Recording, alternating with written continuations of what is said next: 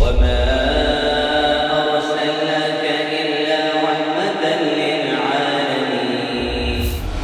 جانیے محمد صلی اللہ علیہ وسلم کی زندگی، سیرت النبی. السلام علیکم ناظرین، میں ہوں آپ کا ہوسٹ عامر احمد اور ایک اور سیرت النبی کے پروگرام میں آپ کے سامنے حاضر خدمت میں. گزشتہ پروگرام میں جیسا کہ ہم نے اور مشتاق بھٹی صاحب جو ہیں انہوں نے یہاں تک ہم پہنچ گئے تھے 10 دن جو ہے حضور صلی اللہ علیہ وسلم نے جو ہے وہ طائف میں گزارے، اور بہت ہی مشکل وقت جو ہے وہ 10 دن کا جو ہے وہ حضور صلی اللہ علیہ وسلم کو وہاں فیس کرنا پڑا. اور جس طریقے سے ان کو طائف کی گلیوں میں بچوں کو ان کے پیچھے لگا دیا گیا اور تنگ کیا گیا، وہ سارے واقعات جو ہیں وہ ہم نے گزشتہ ایپیسوڈ میں جو ہے وہ آپ کے سامنے پیش کیے تھے. آج بھی جو ہے ہم اب یہاں سے آگے کے جو واقعات ہیں کہ حضور صلی اللہ علیہ وسلم نے اب یہ 10 دن یہاں طائف میں گزارنے کے بعد جو ہے آگے کی کیا اسٹریٹجی بنائی، کیا وہ مکہ واپس گئے یا کچھ اور جو ہے آگے کے بارے میں پلاننگ ہوئی، تو اس پہ جو ہے ہم آج جو ہے وہ اس پر بات کریں گے.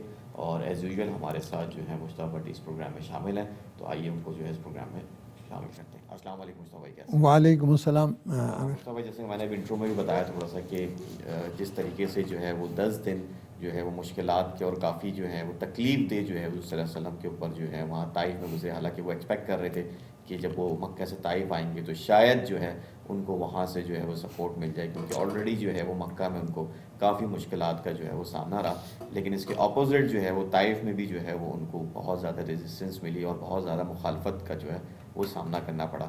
تو ہمارے دیکھنے والوں سننے والوں کو بتائیے کہ اب آگے جو ہے وہ معاملات جو ہیں کس طریقے سے جو ہے وہ سیرت النبی میں وہ کس طرح بڑھتے ہیں.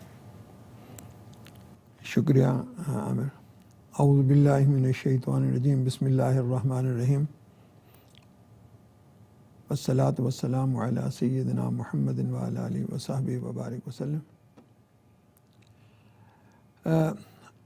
جیسا کہ ہم نے عامر پچھلے پروگرام میں یہ بات کی کہ رسول صلی اللہ علیہ وسلم 10 دن طائف میں رہے اور 10 دن میں حبش سردار سے انہوں نے بات کر لی، تو ان کا رویہ سب کا ایک جیسا ہی رہا. کسی نے قبول نہیں کیا اسلام کے بارے میں، اور بلکہ یہ کہتے ہیں کہ اب آپ یہاں سے نکلو. تنگ کیا. اب وہ نکلنے کے لیے اب یہ ہے کہ وہ اپنے جو ان کے لونڈے لپاڑے تھے، لڑکے اوباش قسم کے، یہ وہ ان کو لگا دیں ان کے پیچھے.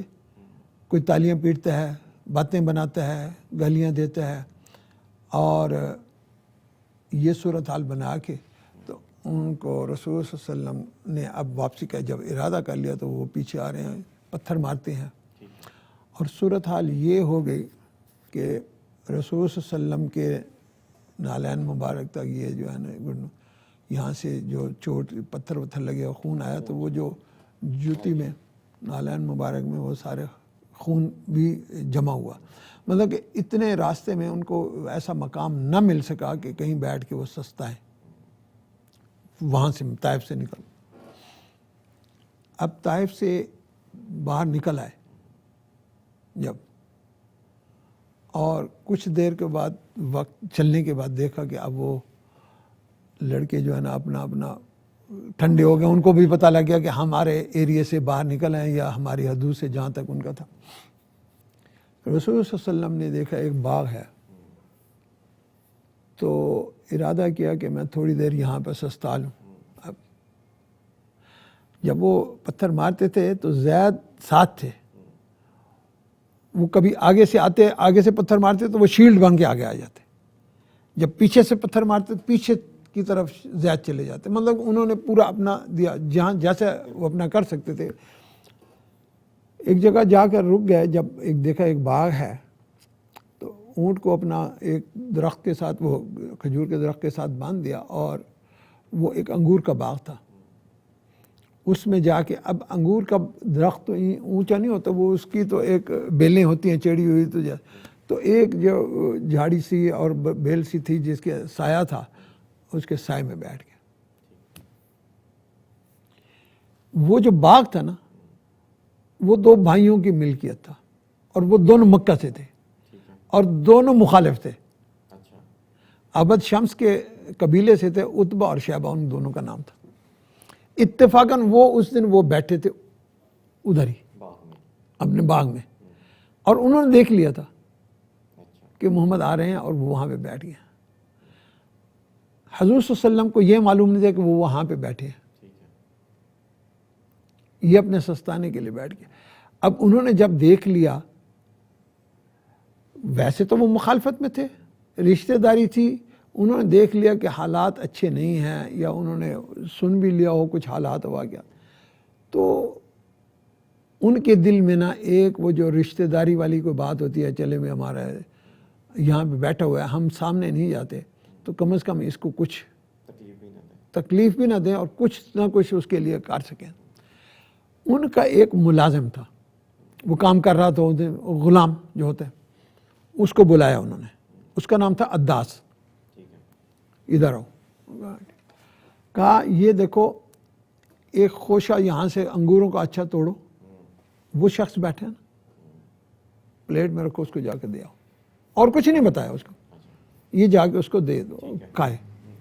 بس صرف اتنی انہوں نے اپنی طرف سے جو ہے نا وہ ایک مروت وہ کی. غلام نے وہی خوشہ توڑا اور وہ پلیٹ میں رکھ کے چلا گیا. اب جب پلیٹ میں رکھ کے چلا گیا تو انہوں نے آگے پیش کیا, تو رسول صلی اللہ علیہ وسلم نے نا اس کو جب لیا کھانے کے لیے تو کہا بسم اللہ الرحمن الرحیم. وہ چونک گیا بندہ جو غلام تھا. اس نے کہا, پہلے اس نے اچھی غور سے دیکھا, پھر اس نے کہا کہ یہ جو الفاظ تم نے ادا کیے ہیں یہ اس ملک کے بندے تو نہیں بولتے, تمہارا کس ملک سے تعلق ہے؟ اب رسول صلی اللہ علیہ وسلم نے اس کو الٹا سوال کر دیا, تمہارا نام کیا ہے اور تم کہاں کے ہو, تمہارا مذہب کیا ہے؟ اس نے کہا میں عداس ہوں, میرا نام ہے, میں نینوا کا رہنے والا ہوں اور عیسائی ہوں. سوالوں کے جواب دے دیے. رسول صلی اللہ علیہ وسلم نے جب نینوا کا نام سنا تو رسول صلی اللہ علیہ وسلم نے کہا اچھا تم یونس بن متا کے شہر سے ہو. وہ پھر چونک گیا. اس نے کہا یونس بن متا کو تم کیسے جانتے ہو؟ اب رسول صلی اللہ علیہ وسلم نے کہا وہ تو میرا بھائی ہے, صالح ہے, اور وہ رسول تھا, میں بھی رسول ہوں. جب رسول صلی اللہ علیہ وسلم نے یہ کہا تو وہ رسول صلی اللہ علیہ وسلم کے ساتھ اس نے معانقہ کے ہاتھ چومے, بہت ادب سے پاؤں پہ ہاتھ رکھے اور ان کے سامنے جھک گیا, صرف اس بات پہ. وہ دونوں بھائی وہ اس کو دیکھ رہے ہیں کہ بھئی ہمارا غلام ہی لگا گیا, ہم تو مکہ کے لوگوں کو روتے, ہم نے اس کو صرف انگور دینے کے لیے بھیجا, یہ بھی لگا گیا. اس نے تو وہاں سے ان کو جا کے ادب آداب اور شروع کر دیے. وہ واپس آیا, انہوں نے کہا اے بھلے بندے, یہ تو ہے کیا ہوا کہ تمہیں تو انگور دینے بھیجنا گیا اور تم جا کے وہاں پہ ماتھے ٹیکنے لگ گئے اور تم ان کا ادب کرنے لگ گئے, مطلب ادب کرنے لگ گئے وہ مت, اور ہم تو یہاں سے سارا نظارہ دیکھ رہے تھے تمہارا, تو یہ کیا ہوا ہے؟ اس نے کہا بات یہ ہے کہ یہ جو بندہ ہے نا عرش پر, اس زمین, روئے زمین پر اس سے بہتر کوئی بندہ نہیں. یہ اس کے الفاظ تھے. وہ دونوں بھائی انہوں نے کہا ہم تو مکہ میں یہ ساری باتیں ان کے خلاف کرتے ہیں, یہ ابھی صرف انگور دینے گیا ہے اور چند سیکنڈ میں یہ آ کر یہ کہہ رہا ہے کہ اس روئے زمین پر اس سے بہتر بندہ کوئی نہیں ہے. اس نے کہا تمہیں کیسے معلومات دیا ہے؟ اس نے کہا اس نے وہ ایسی بات کہی ہے جس کو نبی کے علاوہ کوئی نہیں جان سکتا. کیونکہ اس نے جب مجھ سے پوچھا ہے کہ تم کہاں کے رہنے والے ہو, میں نے کہا کہ میں نینوا کا رہنے والا ہوں, تو انہوں نے فوراً کہا کہ تم یونس بن متا کے رہنا. تم نے تو آج تک یہاں پہ میں رہتا ہوں, کسی بندے نے آج تک یونس کے بارے میں پوچھا نہیں, اس کو کیسے معلوم ہے؟ وہ سوائے نبی کے اور کسی کو معلوم نہیں ہو سکتا. تم اس کی قدر کرو, یہ تو وہ بندہ ہے. وہ خاموش ہو گیا, انہوں نے اس کے ساتھ تو کچھ نہیں کہا, اچھا جا جیسے ہوئے. اب رسول صلی اللہ علیہ وسلم نے وہاں پہ وہ کھا لیا. اب رسول صلی اللہ علیہ وسلم ان کا پتہ نہیں ہے وہ کون ہے, اور سستانے کے بعد اب چلے.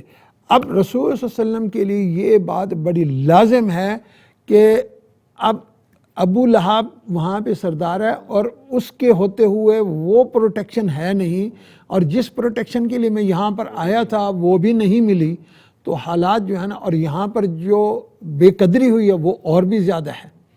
اب رسول صلی اللہ علیہ وسلم جو ہے نا وہ اس معاملے میں ایک دل کے اوپر جو ہے نا ایک تھوڑا سا ان کے وہ آ گیا، غم آیا یا ایک سوچا ہو رہا ہے. دیکھیں نا ایک آدمی ہوتا ہے اپنے کام کاج میں لگا ہوا، اس کو اتنی جو امیدیں وہاں پر لے کے گئے تھے اس امید پر بھی نہیں. اب یہ بات یاد رکھیں، یہ رسول صلی اللہ علیہ وسلم کا اپنا فیصلہ تھا. طائف جانا ہدایت نہیں تھی، کوئی وحی نہیں تھی. اپنے فیصلے پہ گئے ہیں کہ میں وہاں جا کر یہ دیکھ سکتا ہوں، تو وہاں پہ یہ حالات ہوئے. اب اس کی وجہ اب وہاں سے چلے، پھر ایک راستے میں آ کے جب بیٹھ گیا نا، تو اب دل کے اوپر وہ جو ایک تھا، ایک بوجھ سمجھے یا ہوتی ہے کیفیت آئی. اس کیفیت میں ایک اللہ سبحانہ و تعالیٰ کے آگے ایک تھوڑا سا شکوے کا انداز آیا. ایک دعا بھی ہے، شکوہ ہے، دعائے مستضعفین اسے کہتے ہیں. وہ میں آپ کو تھوڑے سے الفاظ اس کے پڑھ کے بتاتا ہوں، اس کا ترجمہ دیکھیں وہ کیسا ہے. رسول صلی اللہ علیہ وسلم نے فرمایا اللہم الیک اشکو ضعف قوتی و قلت حیلتی و حوانی علی الناس یا ارحم الراحمین انت رب المستضعفین و انت ربی. مطلب یہ ایک لمبی سی دعا ہے، میں نے کچھ ابتدائی اس کے وہ پڑھ دیے الفاظ، لیکن اس کا ترجمہ میں آپ کو پورا سناؤں گا. اس کے سنے الفاظ رسول صلی اللہ علیہ وسلم نے کیا ادا کیا. بار الہ، میں تجھ ہی سے اپنی کمزوری و بے بسی اور لوگوں کے نزدیک اپنی بے قدری کا شکوہ کرتا ہوں، جو بے قدری ہو چکی ہے. یا ارحم الراحمین، تو کمزوروں کا رب ہے اور تو میرا بھی رب ہے. تو مجھے کس کے حوالے کر رہا ہے؟ کیا کسی بیگانے کے جو میرے ساتھ تندی سے پیش آئے، یا کسی دشمن کے جس کو تو نے میرے معاملے کا مالک بنا دیا ہے؟ اگر مجھ پر تیرا غضب نہیں ہے تو مجھے کوئی پرواہ نہیں. مطلب کہ اگر اللہ جی آپ کی طرف سے کوئی، کیونکہ ایک ذہن میں یہ بھی ہے نا کہ فیصلہ میرا اپنا ہے وہاں جانے کا، تو ہو سکتا ہے کہ اللہ سبحانہ و تعالیٰ کو یہ بات پسند نہ آئی ہو. ہاں، تو کہا کہ مجھ پر تیرا غضب نہیں تو مجھے کوئی پرواہ نہیں، لیکن تیری عافیت میرے لیے زیادہ کشادہ ہے. میں تیرے چہرے کے اس نور کی پناہ چاہتا ہوں جس سے تاریکیاں روشن ہو گئیں اور جس پر دنیا و آخرت کے معاملات درست ہوئے. تو مجھ پر اپنا غضب نازل نہ کر، تو مجھ پر اپنا غضب نازل کرے یا تیرا عطا مجھ پر وارد ہو.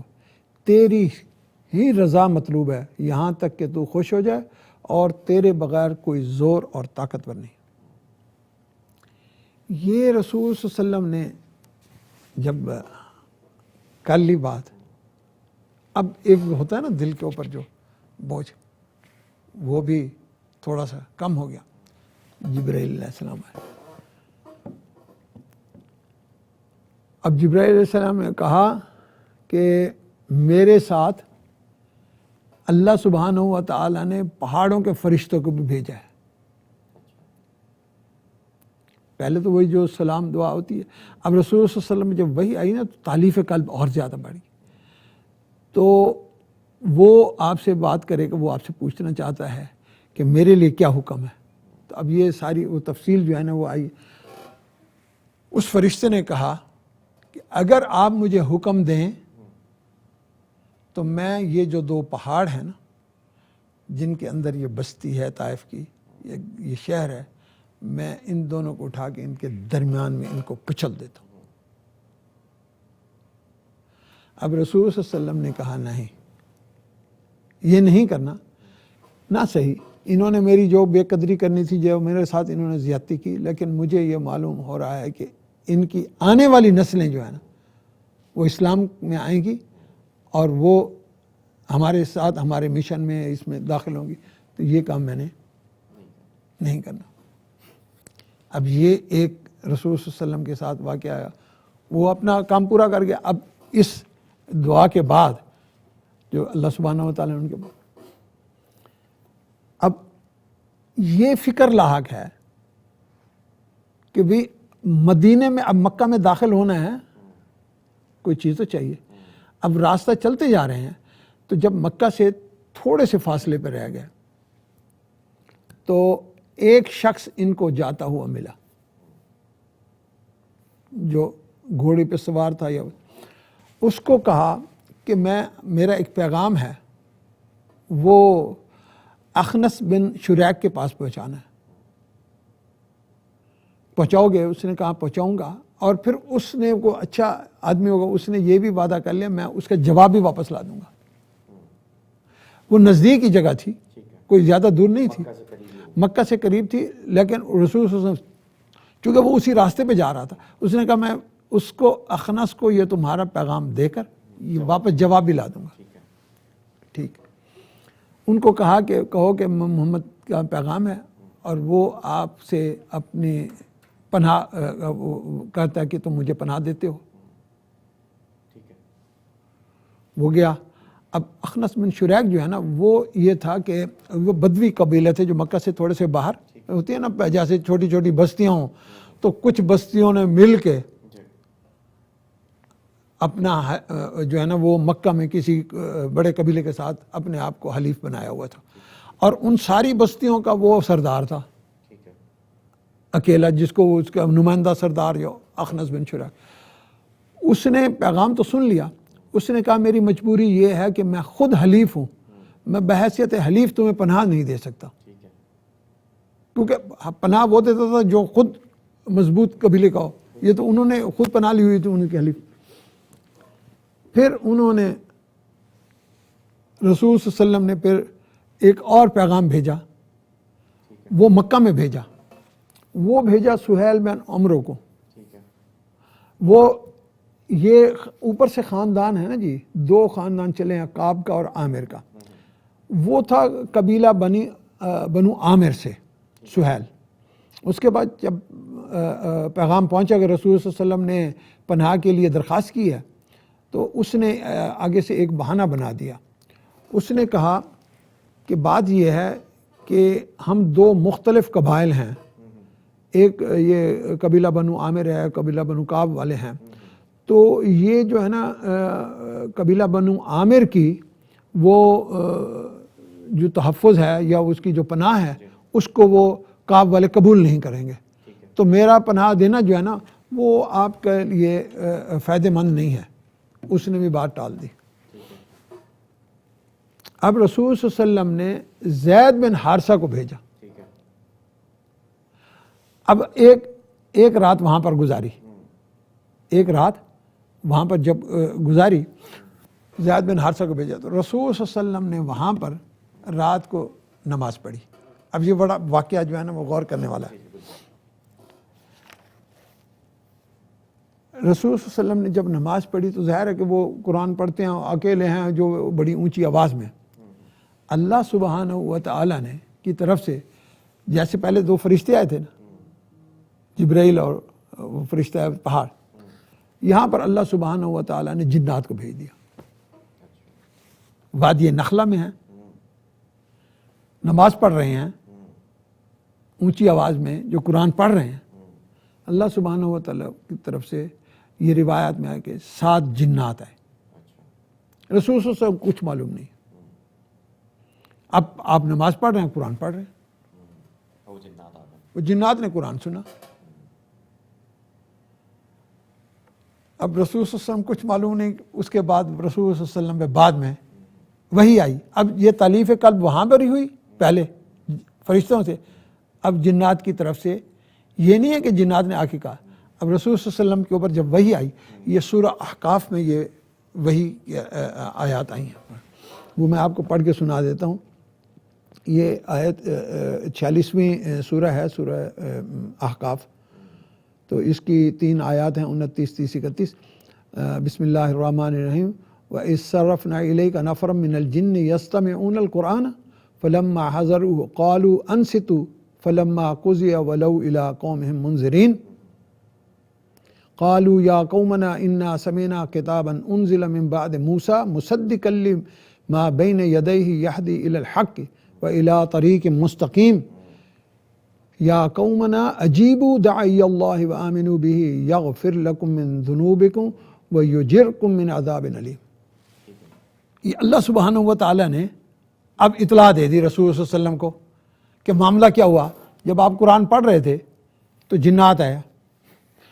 ان جنات نے آ کر جو آپ کا قرآن سنا، اس قرآن سننے کے بعد ان کا ریئیکشن کیا ہوا ہے، یہ جنات کا ریئیکشن اللہ سبحانہ و تعالیٰ نے یہ بتایا کیا. اور جب کہ ہم نے آپ کی طرف جنوں کے ایک گروہ کو پھیرا کہ وہ قرآن سنیں، تو جب وہ قرآن کی جگہ پہنچے تو انہوں نے آپس میں کہا چپ ہو جاؤ.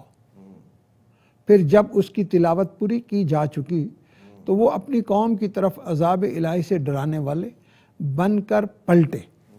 اب وہ جو ہے نا اللہ سبحانہ وتعالیٰ کو انہوں نے جب سن لیا تو اب اپنی قوم میں گئے.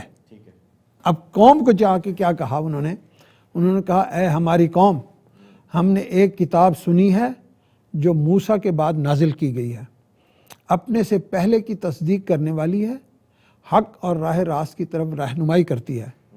اے ہماری قوم، اللہ کے داعی کی بات مان لو اور اس پر ایمان لے آؤ، اللہ تمہارے گناہ بخش دے گا اور تمہیں دردناک عذاب سے بچائے گا. اب رسول صلی اللہ علیہ وسلم کے لیے ایک اور تعلیف آ گئی کہ اب میرا پیغام انسانوں کے ساتھ ساتھ جنات کو بھی چلا گیا ہے، اور جنات نے جا کر پھر میرے پیغام کو آگے بڑھا دیا ہے. یہ نہیں کہ وہ خود تو مسلمان ہوئے، جو کچھ بھی ہے انہوں نے آگے بھی کہا، اپنی قوم کو یہ کہا کہ حق راہ راست کی طرف رہنما. ہماری قوم اللہ کے داعی کی بات سن لو، مان لو، اس پر ایمان لے آؤ. ٹھیک ہے نا. تو اب رسول صلی اللہ علیہ وسلم کے اندر ایک اور انرجی آ گئی، سپورٹ بھی مل گئی، بہت سپورٹ مل گئی نا یہاں سے کہ بھی ہے. لیکن یہ دونوں سپورٹیں وہ تھیں جو مطلب ہے کہ غیر مرئی ہیں، ہم دیکھ نہیں سکتے نا عام، لیکن رسول صلی اللہ علیہ وسلم کو معلومات ہو گئی جبرائیل کی طرف سے بھی اور اللہ سبحانہ وتعالیٰ کی طرف سے یہ بھی آگے کہ جنات ہاں یہ میرے ساتھ اب ہے. اس کے بعد اب زید کو جو بھیجا تھا نا، وہ بھیجا تھا وہاں پہ مطعم بن عدی کے پاس، وہ رشتہ دار تھے رسول صلی اللہ علیہ وسلم کے. ٹھیک ہے نا جی. اس نے وہ مطعم بن وہ عدی ہیں جنہوں نے وہ 5 بندوں میں شامل تھے جو مقاطع جو سوشل بائیکاٹ کو ختم کرانے والے. تو اس نے فوراً قبول کر لیا. اس نے کہا بالکل ٹھیک ہے، کہو زید کو کہا کہ جاؤ اور جا کے محمد صلی اللہ علیہ وسلم کہو کہ وہ آئیں مکہ میں داخل ہوں، ہم جو ہے نا وہ ساتھ ہیں. اب رسول صلی اللہ علیہ وسلم جو ہے نا، رسول صلی اللہ علیہ وسلم یہ مطلب ہے کہ یہ کہلوا بھیجا، نزدیک ہوں گے نا کہ پھر جاؤ، ان سے کہو یہ نہیں کہ میں آ جاؤ، نو تم آؤ، ہمیں مکہ کی سرحد کے اندر سے لے جاؤ مکہ میں.